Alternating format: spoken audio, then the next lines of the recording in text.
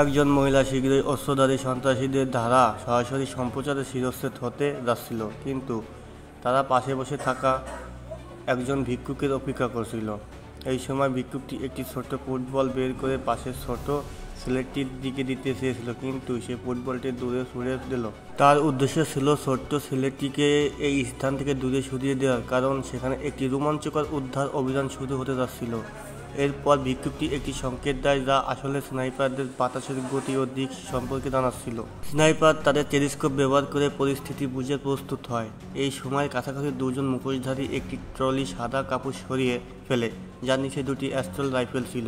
ভিক্ষুকও তখন যুদ্ধের জন্য প্রস্তুত নেয়। সেই মুহূর্তে ছুরি হাতে থাকা একজনকে মাথায় গুলি করে হত্যা করা হয়। সাথে সাথে ভিক্ষুকটি উঠে যুদ্ধ শুরু করে। ভিক্ষুকও তখন যুদ্ধের জন্য প্রস্তুত নেয়। সেই মুহূর্তে ছুরি হাতে থাকা একজনকে মাথায় গুলি করে হত্যা করা হয়। সাথে সাথে ভিক্ষুকটি উঠে যুদ্ধ শুরু করে। তারা চারপাশ থেকে অস্ত্রধারী দমন করে। মাত্র কয়েক মিনিটের মধ্যে সমস্ত সন্ত্রাসী পরাস্ত করা হয়। এরপর একজন সৈনিক মৃতকে পরীক্ষা করে কোনো ফাঁদ আছে কিনা তা নিশ্চিত করতে। এটা ছিল তুরস্কের একটি বিশেষ বাহিনী, যারা নারী সাংবাদিক লিনাকে উদ্ধার করেছিল।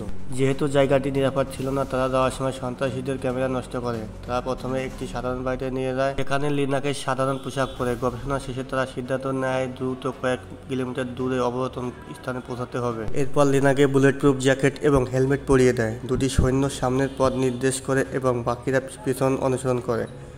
যাত্রাপথের সামনে সৈন্যরা হঠাৎ থেমে যায়, কারণ তারা কিছু অস্বাভাবিক লক্ষ্য করে। তারা সাথে সাথে দলনেতার সঙ্গে যোগাযোগ করে।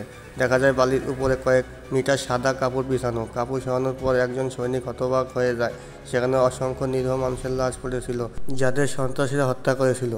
তারা শোকাহত হওয়ার সুযোগ পায়নি, কারণ দলনেতা দেখতে পান সামনে ভয়াবহ পরিস্থিতি। স্নাইপার রাইফেল দিয়ে দেখার পর দেখা যায় প্রচুর অস্ত্রধারী তাদের দিকে এগিয়ে আসছে। কয়েক মুহূর্তের মধ্যে প্রচুর সন্ত্রাসী বিভিন্ন ভারী অস্ত্র নিয়ে পাহাড়ের পাদদেশে পৌঁছে যায়। যুদ্ধ অনিবার্য ছিল। সন্ত্রাসীরা পাহাড়ে উঠে একটি সিগন্যাল এমিটার খুঁজে পায়। তারা বুঝতে পারেননি যে উলুচির দল তাদের জন্য প্রস্তুত ছিল। দলনেতা কয়েক কিলোমিটার দূরে আর্টিলারি সাপোর্ট ডাকে। ভয়ঙ্কর গোলাবর্ষণে সন্ত্রাসীদের ধ্বংস করে ফেলা হয়। স্নাইপার অবশিষ্ট সন্ত্রাসীদের টার্গেট করে। সন্ত্রাসীদের একজন মেশিনগান চালক গুলিতে মারা যায়। একটি ট্রাক চালক পালানোর চেষ্টা করলে তাকে গুলি করে হত্যা করা হয়। এভাবে তারা সন্ত্রাসীদের পরাজিত করে। এরপর দল তাদের পিকআপ ট্রাক ব্যবহার করে এলাকা ত্যাগের পরিকল্পনা করে। কিন্তু দলনেতা হেডকোয়ার্টার থেকে একটি বার্তা পায়, পুরো এলাকা শত্রু দ্বারা ঘেরাও হওয়া সংখ্যা ছিল। তারা দ্রুত এলাকা ত্যাগের প্রস্তুতি নেয়। পিকআপে চড়ে সময়ের বিরুদ্ধে লড়াই করে তারা শেষ গন্তব্য পৌঁছানোর চেষ্টা করে, কিন্তু তাদের জন্য বিপদও তখনও শেষ হয়নি।